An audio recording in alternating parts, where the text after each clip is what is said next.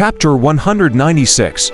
Do you not feel ashamed for holding a sword for a woman? Crack, within the mansion. Underneath the stage, the jade stone floor shattered, revealing a dense web of cracks. Standing at a distance, one could see Han Yi didn't have a sword in his hand. Yet dozens of sword shadows had appeared.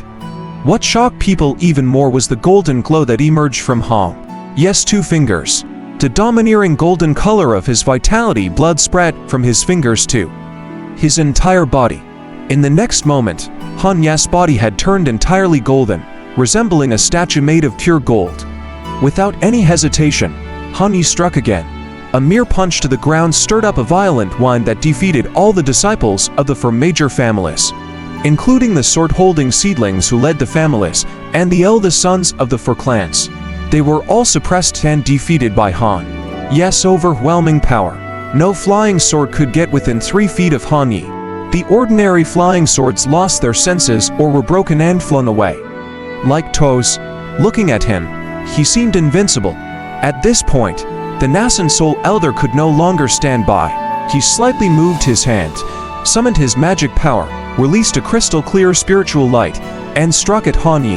Han Yi's reaction was lightning fast. He stretched out his palm to block, and the spiritual light collided with his palm. Bang! A penetrating force was transmitted from his palm. Even Han Yi, after taking this hit, did not feel good. His arm went numb, and he involuntarily took a few steps back. But in just a moment, his 9 revolutions golden core slowly revolved, and golden magic power flowed into his arm, quickly negating the numbness.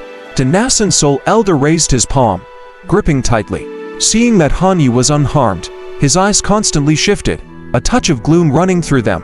How is it possible for an outright golden core realm to resist a full strength strike from the nascent soul realm, unless his golden core has 7 turns or above?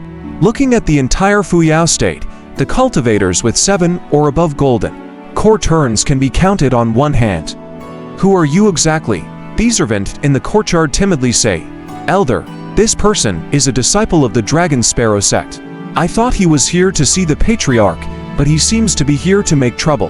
Damn it. Cheng and Zhang Chenglu were both defeated, and did not go on stage again.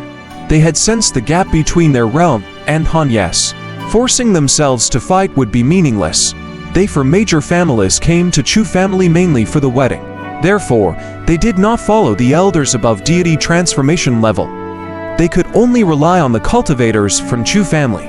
Chen Ke had a somewhat gloomy expression on his handsome face as he loudly questioned Han Yi. Today is a big happy event for the Chu family. If you come to cause trouble, you need to give us an explanation. Do you intend to oppose the entire Fuyao state?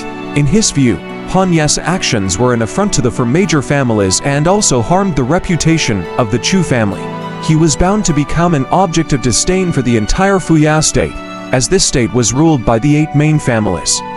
To offend them is to offend Fuyao state.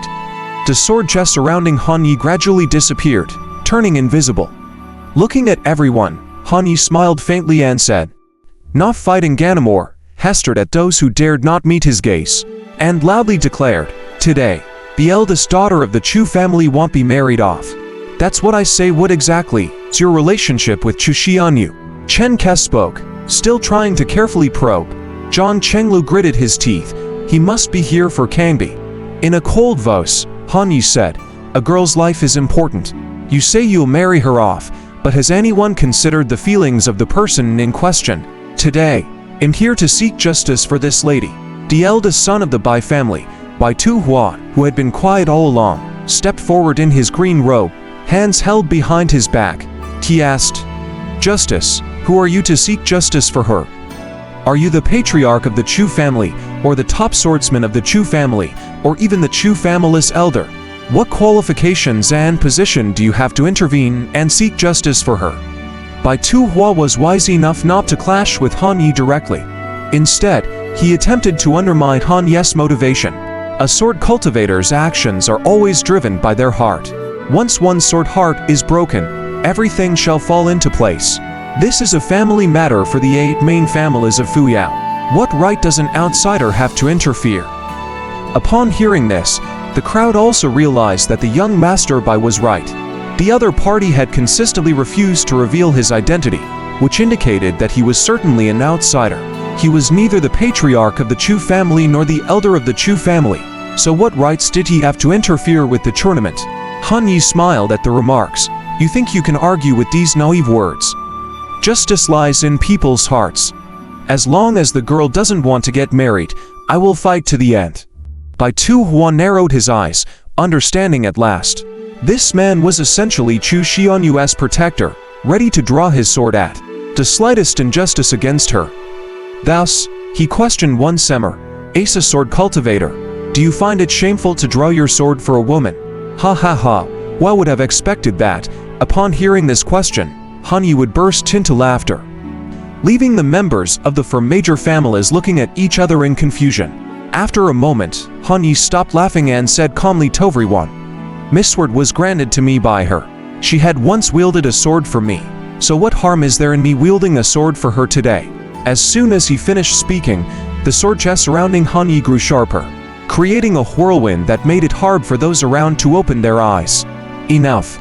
A man in his 20s in a scarlet robe came flying on his sword towards Han Yi, speaking in a cold tone.